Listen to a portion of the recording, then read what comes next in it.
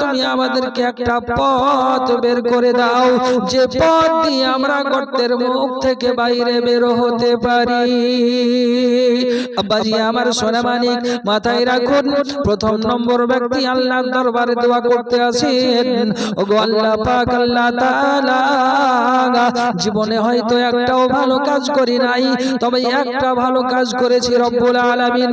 আল্লাহ পাক, আল্লাহ তাআলা, আমি ছাগল চড়াতাম। তিনজন যুবক নিজেকে আত্মরক্ষা করার জন্য জায়গার খোঁজ করতে শুরু করেছে। বাবা, খুঁজতে খুঁজতে মাঠের মধ্যে একটা পাহাড়ের গর্তের মধ্যে গিয়ে তিনজন ব্যক্তি আপনার কিনা আশ্রয় নিয়েছে। হঠাৎ করে গর্তের মুখে একটা বড় পাথর এসে লেগে গিয়েছে।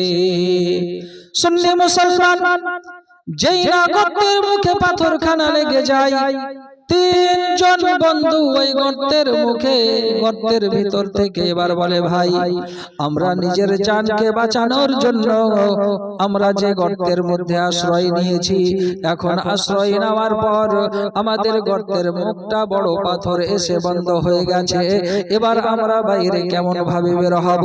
মিল্লাতে ইসলামিয়া আমার, তারা তিনজন মিলে এত চেষ্টা করলো, কিন্তু পাথরখানা বিন্দু পরিমাণ সরাতে পারলো না।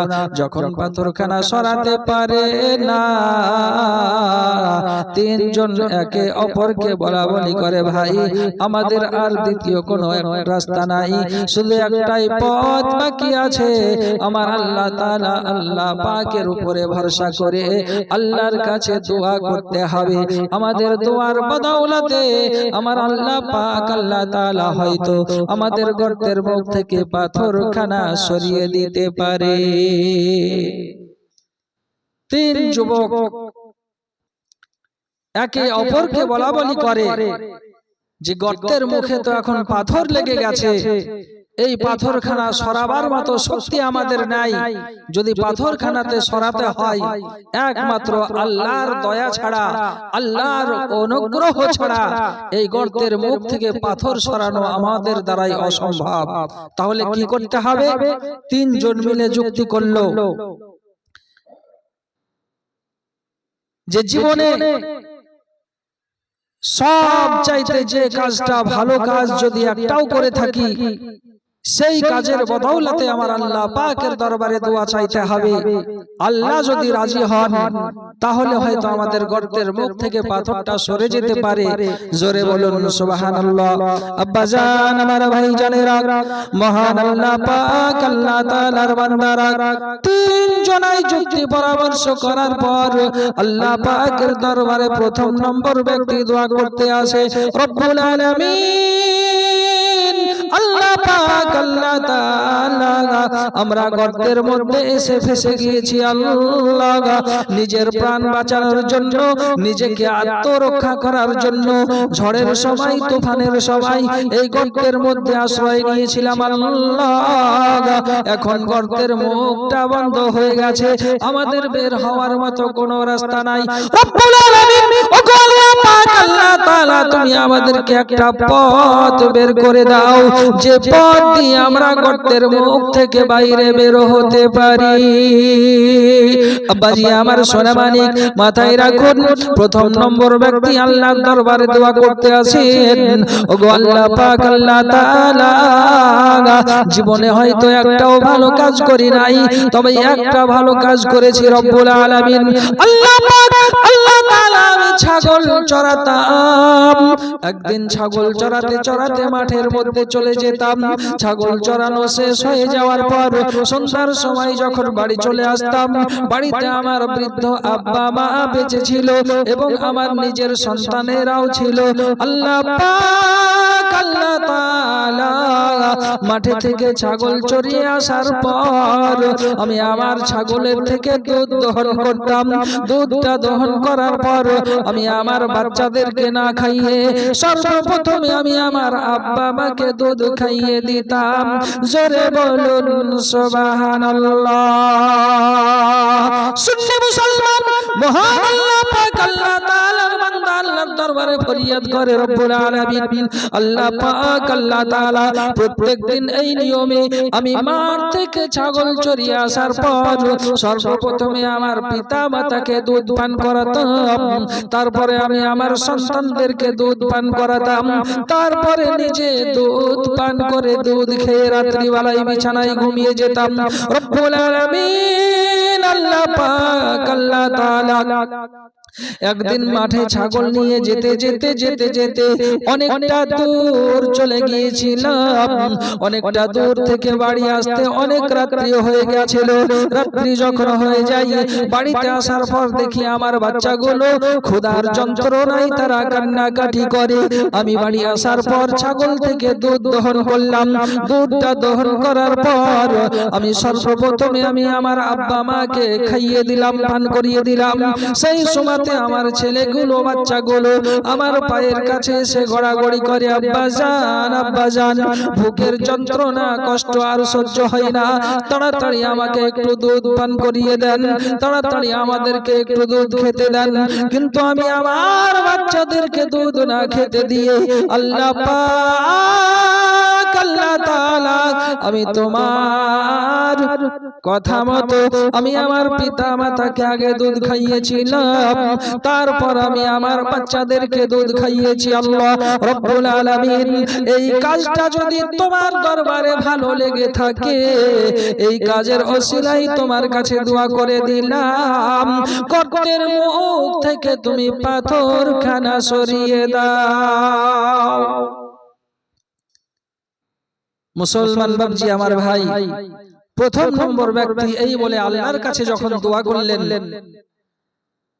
দোয়া করার পর যখন হাতটা নিচে নামিয়েছেন সঙ্গে সঙ্গে দেখে পাথরখানা 3 ভাগের 1 ভাগ গর্তের মুখ থেকে সরে গেছে। জোরে বলুন সুবহানাল্লাহ।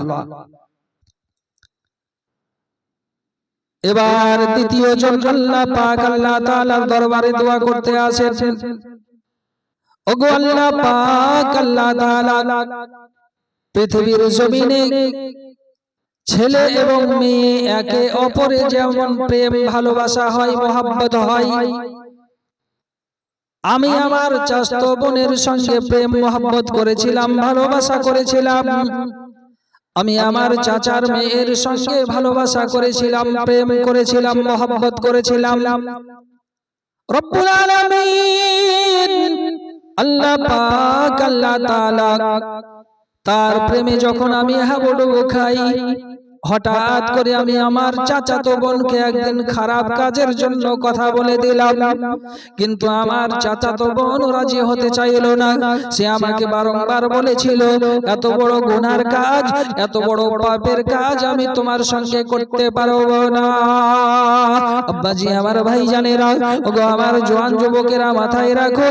সঙ্গে সঙ্গে ওই ব্যক্তি বলে, আল্লাহ পাক আল্লাহ তাআলা আমি আমার চাচাতো বোনকে এতটা বলার পর যখন তাকে রাজি করাতে পারলাম না, সঙ্গে সঙ্গে আমি আমার চাচাতো বোনকে বলি, ওগো বোন তোমার সঙ্গে আমি প্রেম ও মহব্বত করেছি, ভালোবাসা করেছি, অতএব আমার মনে বড় আশা আকাঙ্ক্ষা তোমার সঙ্গে একবার মেলামেশা করব, তোমার সঙ্গে একবার খারাপ কাজ আমি করতে চাই।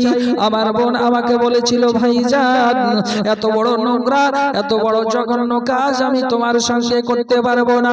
রব্বুল আলামিন আমার চাচাতো বোন যখন ইনকার করে যায়, হঠাৎ করে একদিন সুযোগ পেয়ে আমি আমার চাচাতো বোনকে রাত্রিবেলায় অন্ধকারের সময় আপনার কিনারাল থেকে জড়িয়ে ধরে তাকে জোর জবরদস্ত কুকর্ম করার জন্য মনস্থ করেছিলাম।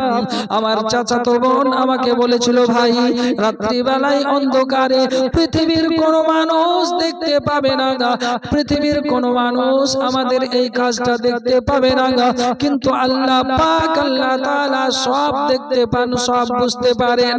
পৃথিবীর চোখকে তুমি যদি ফাঁকি দিতে পারো, কিন্তু আমার আল্লাহ আল্লাহ পাককে তুমি ফাঁকি দিতে পারবে না। রব্বুল আলামিন আমার চাচাতো বোন যখন এই কথা বলেছিল, আল্লাহ আমি আমার চাচাতো বোনের কথাই তোমার ভয়ে ভীত হয়ে আমি আমার চাচাতো বোনকে ছেড়ে দিয়েছিলাম, নোংরা কাজ থেকে দূরে সরে এসেছিলাম। ওগো আল্লাহ পাক, আল্লাহ তাআলা যদি এই কাজটা তোমার দরবারে ভালো মনে হয়, এই কাজের ওসিলা দিয়ে তোমার কাছে দোয়া করে দিলাম, গর্তের মুখ থেকে তুমি পাথরখানা সরিয়ে দাও। আব্বাজি আমার ভাইজানেরা, ওগো আমার জওয়ান যুবকেরা, যখন এই বলে দোয়া করেছে, হাতটা যেই না নামিয়েছে, সঙ্গে সঙ্গে গর্তের মুখ থেকে পাথরখানা আরেকটু সরে গিয়েছে। গর্তের মুখ থেকে পাথরখানা আরেকটু সরে গিয়েছে। 3 ভাগের মধ্যে 2 ভাগ পাথর গর্তের মুখ থেকে সরে গেল, আর 1 ভাগ পাথর বাকি থেকে গেল। আব্বাজি আমার সোনা মানিক, 2 জনাই দোয়া করলো, 2 ভাগ পাথর সরে গেল। এবার তৃতীয় নম্বর ব্যক্তি আল্লাহ পাক আল্লাহ তাআলার দরবারে হাত উঠিয়েছে।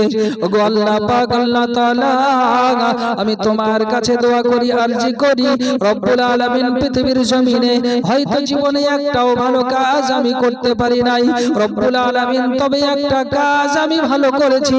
এই কাজটা হলো আমার দরবারে আমার বাড়িতে একজন মজদুর প্রত্যেকদিন সে কাজ করত আর মজুরি নিয়ে চলে যেত। রব্বুল আলামিন হঠাৎ করে সে একদিন কাজ করে আমার বাড়ি থেকে মজুরি না নিয়ে সে চলে যায়। আল্লাহ পাক আল্লাহ তাআলা তার মজুরিটা আমার কাছে জমা থেকে যায়। কয়েক বছর সে আমার কাছে সেই মজুরিটা নিতে আসেনি। রব্বুল আলামিন আল্লাহ পাক আল্লাহ তাআলা তার কাজের বদৌলতে যে পয়সাটা হয়েছিল, সেই টাকাটা দিয়ে আমি ছাগল কিনেছিলাম। ছাগল থেকে 1 পাল ছাগল হয়ে গেছে। ওই ছাগলগুলো থেকে গরু করেছিলাম, পালের পাল গরু হয়ে গেছে। রব্বুল আলামিন তার ছাগল গরুতে ময়দান ভরে গেছে। আল্লাহ রব্বুল আলামিন হঠাৎ করে কয়েক বছর পর যখন সে আমার কাছে পাওনা টাকার জন্য এসেছে, আসার পর যখন আমার কাছে টাকা চেয়েছে, আমি বলেছিলাম এই ছাগলের পাল তোমার, তুমি নিয়ে চলে যাও। সে বলেছিল, গো আল্লাহ পাক আল্লাহ তাআলার বান্দা, আপনি আমাকে ঠাট্টা করবেন না, বিদ্রুপ করবেন না, আল্লাহকে ভয় করুন। আমার ছাগলের দরকার নাই, যে একদিনের কাজের টাকা আমি আপনার কাছে পাবো, ওই টাকাটা আপনি আমাকে দিয়ে দেন। ও রব্বুল আলামিন, ওই বান্দা যখন এই কথা বলেছিল, আমি তাকে বলেছিলাম তোমার সঙ্গে হাসি ঠাট্টা করি না, এই ছাগলগুলো সমস্ত তোমার। ওই যে গরুর পাল দেখতে পাও, ওই গরুর পালগুলো সমস্ত তোমার। রব্বুল আলামিন আল্লাহ পাক আল্লাহ তাআলা তোমার ওই বান্দা আমাকে বারংবার বলেছিল আল্লাহকে ভয় করো আর আমাকে আমার পাওনা টাকা তুমি দিয়ে দাও। খবরদার তুমি আমাকে ঠাট্টা করিও না, তোমার গরু ছাগলের পাল আমার দরকার নাই। রব্বুল আলামিন আল্লাহ পাক আল্লাহ তাআলা, আমি তখন তোমার বান্দাকে বলেছিলাম, ওগো আল্লাহর বান্দা, এই যে গরুর পাল দেখতে পাও, এই যে ছাগলের পাল দেখতে পাও, এই সমস্ত ছাগল গরুগুলো তোমার। বলে এটা কি করে হয়? মনে করো একদিন তুমি কাজ করে টাকা না নিয়ে বাড়ি চলে গিয়েছিলে, ওই টাকাটা আমার কাছে জমা ছিল। আমি চিন্তা করলাম এই টাকাটা দিয়ে একটা ছাগল কেনা যাক। একটা ছাগল কিনেছিলাম, একটা ছাগল থেকে একটা করতে করতে ময়দান ভর্তি ছাগল হয়ে গেছে। জোরে বলুন সুবহানাল্লাহ। রব্বুল আলামিন আল্লাহ পাক আল্লাহ তাআলা, আমি তোমার ওই বান্দাকে বলেছিলাম, ওগো আল্লাহ পাক আল্লাহ তাআলার বান্দা, এই ছাগলের পাল, এই ছাগলের দলগুলো তোমার। এই যে ময়দান ভর্তি গরু দেখতে পাও, এই গরুগুলো তোমার। তোমার ওই টাকা জমাকৃত টাকা থেকে আমি করেছি, এই সমস্ত মালগুলো তোমার, তুমি নিয়ে চলে যাও। রব্বুল আলামিন আমি সঙ্গে সঙ্গে তোমার বান্দাকে সমস্ত গরু ছাগল টাকা পয়সা মাল সব দিয়েছিলাম। আল্লাহ পাক আল্লাহ তাআলা আমি যদি এই কাজটুকু ভালো করে থাকি, এই কাজের দোয়াতে বদলাতে তোমার কাছে দোয়া করে দিলাম আল্লাহ, তুমি গর্তের মুখ থেকে পাথরখানা সরিয়ে দাও। যেই না আল্লাহ পাকের দরবারে দোয়া করেছে, সঙ্গে সঙ্গে ওই পাথরখানা গর্তের মুখ থেকে সরে গিয়েছে। জোরে জোরে বলুন সুবহানাল্লাহ। আব্বাজি আমার ভাই জানেরা, ওগো আমার জওয়ান যুবকেরা, মাথায় রাখুন, পাথরখানা যখন গর্তের মুখ থেকে সরে গেল, তারা তিনজন যুবক গর্ত থেকে বাইরে বেরিয়ে আবার তারা তাদের গন্তব্যে চলে গেল।